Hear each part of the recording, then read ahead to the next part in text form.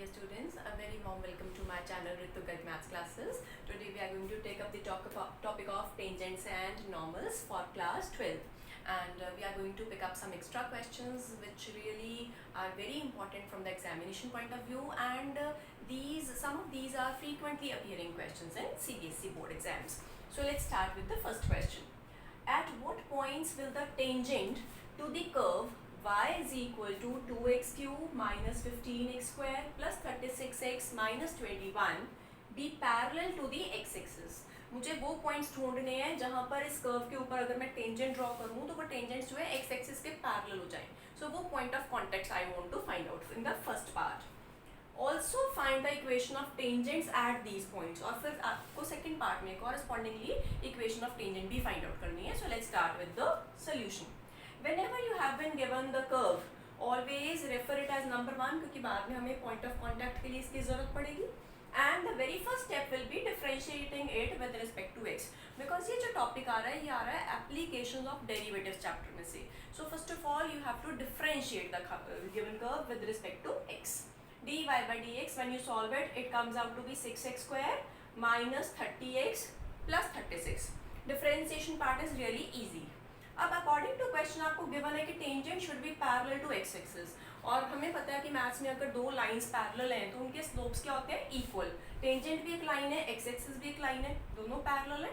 So slope of tangent will be equal to slope of x axis. और slope of x axis कितना होता है? 0, क्योंकि x axis में ढलान होती ही नहीं, स्लांट होता ही नहीं एक्स एक्सिस. स्लोप क्या होती है? उसकी स्लांट को मेजर करने का एक तरीका होता है. सो एक्स एक्सिस तो आपके पास पूरी हॉरिजॉन्टल लाइन होती है, तो it's slope is 0. So you want to say that slope of tangent should be 0. अब slope of tangent क्या होता है? dy by dx.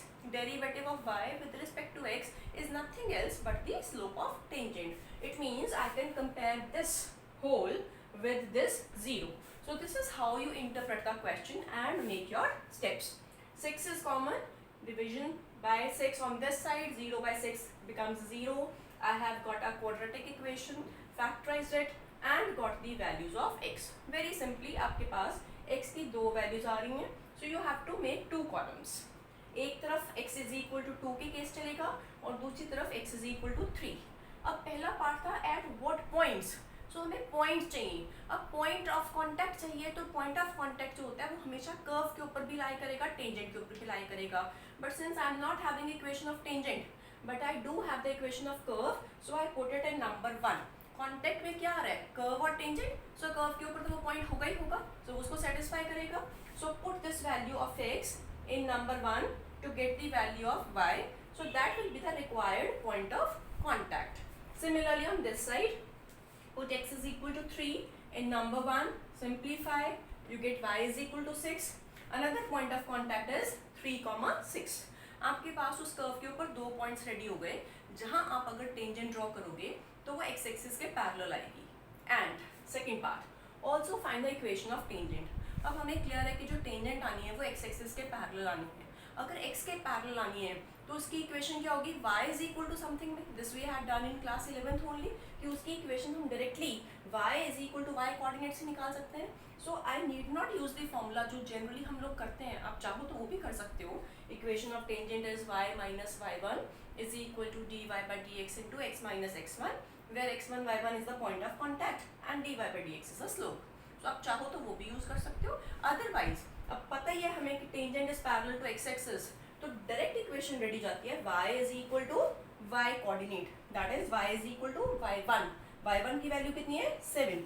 सो एक इक्वेशन हो गई आपके पास y इज इक्वल टू 7 और दूसरी तरफ से इक्वेशन होगी y is equal to 6. This is how you can use your basics in solving the questions at a faster speed and with full steps. Let's start with question number 2. Prove that the curve x upon a whole raised to power n plus y upon b whole raised to power n is equal to 2 touches the straight line x upon a plus y upon b is equal to 2 at the point AB, whatever be the value of n. Let's understand the question first of all. This is the equation of curve it should touch the straight line, means आपके पास ये equation of tangent आनी चाहिए। ये आपको show करना है कि this curve and this straight line they are touching each other. तो इसका मतलब ये टच का मतलब क्या होता है, टेंजेंट एक कर्व को टच करके निकलती है। सो हमें शो करना है कि this will be the equation of tangent at the point.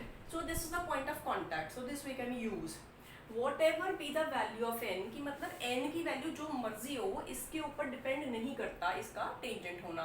So that we have to show in the end की जो रिजल्ट आ रहा है वो इंडिपेंडेंट ऑफ n होना चाहिए। सो let's start with the solution.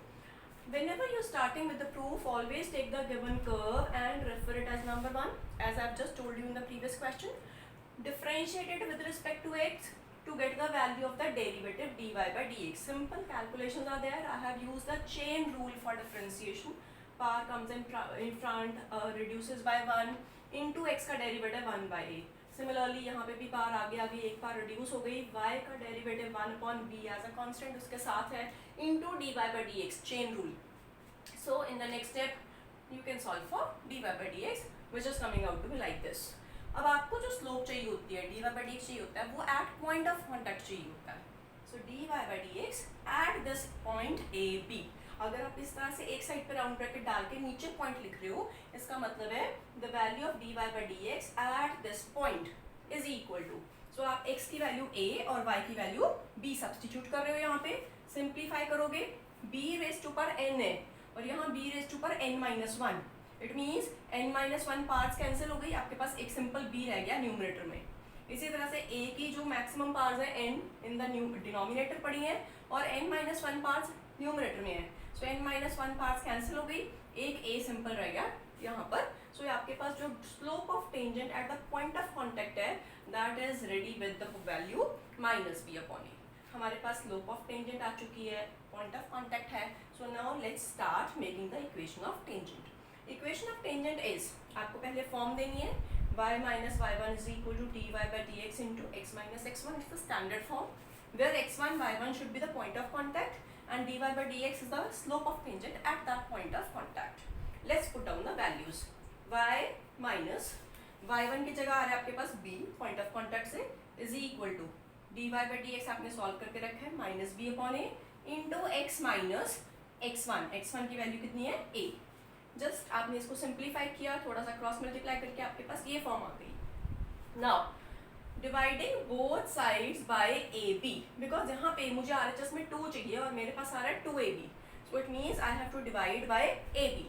अब आप दोनों साइड्स को ए बी से डिवाइड कर रहे हो, the very first term a cancels, आपके पास क्या रह गया y upon b, plus second term में b x upon a b cancels, आपके पास रह गया x upon A.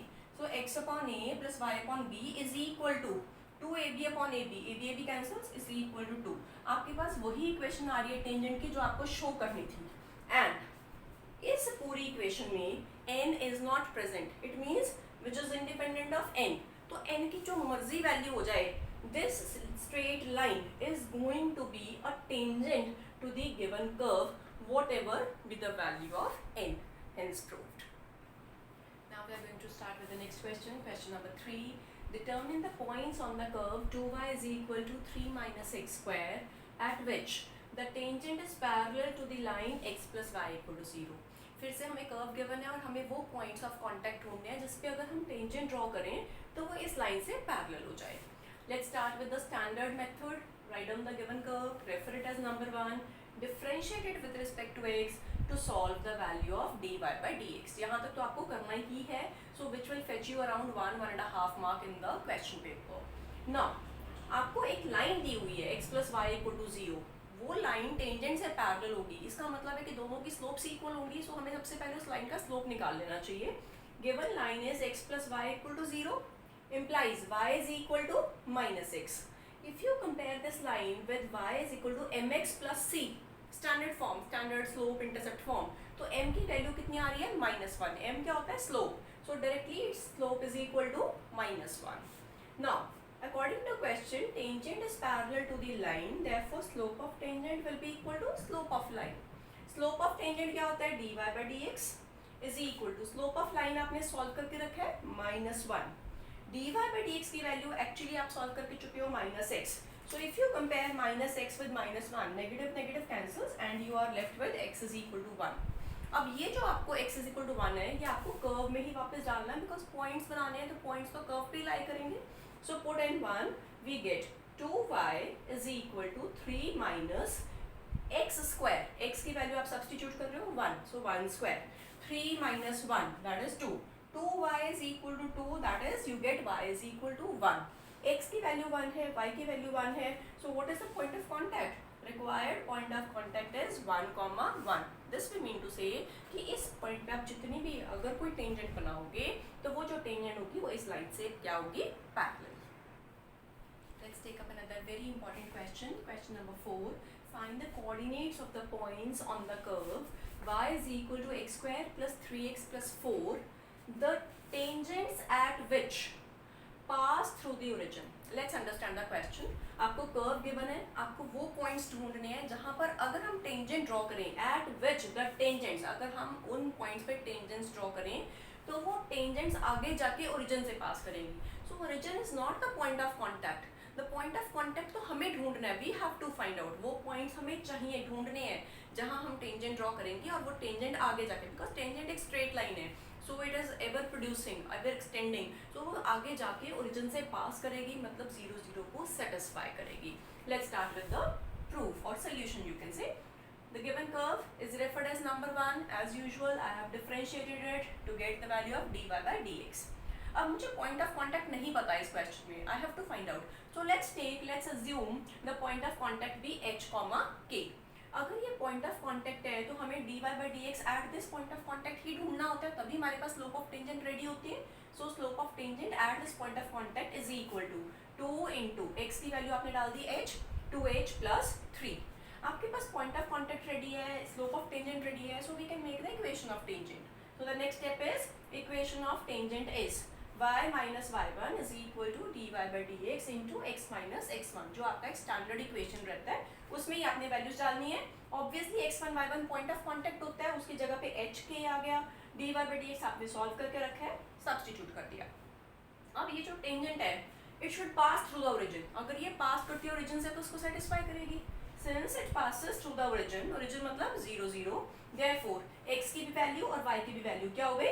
0, 0. That you have to take care that x, y is the variable point, most variable point on this line. तो उसको satisfy कराना है हमें. hk को आपको गलती से भी 0, 0 नहीं डालना, क्योंकि hk तो पॉइंट ऑफ कॉन्टैक्ट है और पॉइंट ऑफ कॉन्टैक्ट ओरिजिन नहीं है. Please take care of this step. So x should be 0, y should be 0, and then remaining steps are to be simplified. आपके पास एक सिंपल सी इक्वेशन आ रही है, a is equal to 2x square plus 3.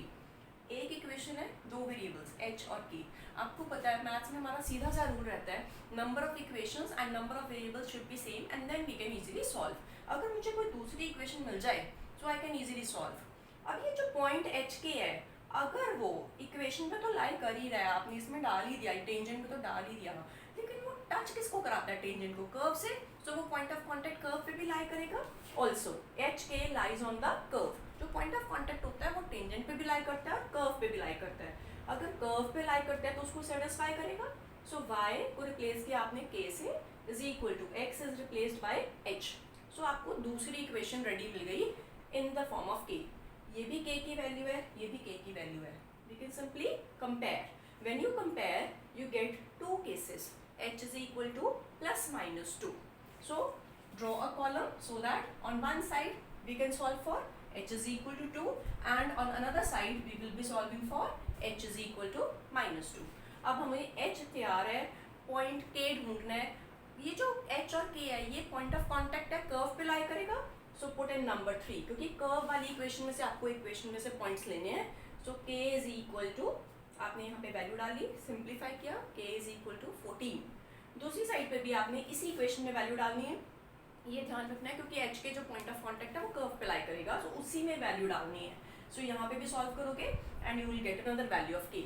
So required points are 2, 14, क्योंकि h के ने point of contact बनना था, तो क्या बन गया 2, 14 एंड अनदर पॉइंट बन गया -2, 2. This is one of the, you can से, very standard questions for 4 or 6 marks in CBSE papers. And if you like it, if you like these good questions, if you like such content, keep on watching my videos and don't forget to subscribe. Thank you.